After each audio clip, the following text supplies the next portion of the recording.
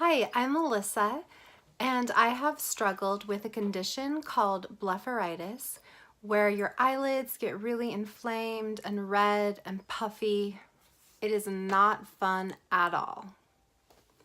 As a makeup lover, I was really bummed out that I wasn't able to wear eye makeup and I wasn't able to wear false lashes. Luckily, I found some all-natural products from We Love Eyes that help you clean your eyes with tea tree oil. The first product you use is the tea tree eyelid and cleansing oil. Just apply this product to a cotton pad or a Q-tip and thoroughly clean your eye area. Follow that up with the foaming cleanser.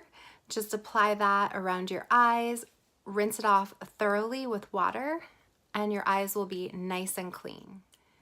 Using these We Love Eyes products helped me get my eyelid inflammation under control. And as you can see, I can now wear eye makeup and false lashes, and it is amazing. So if you are having a struggle with this condition, definitely try these all natural products and see if they can help you also.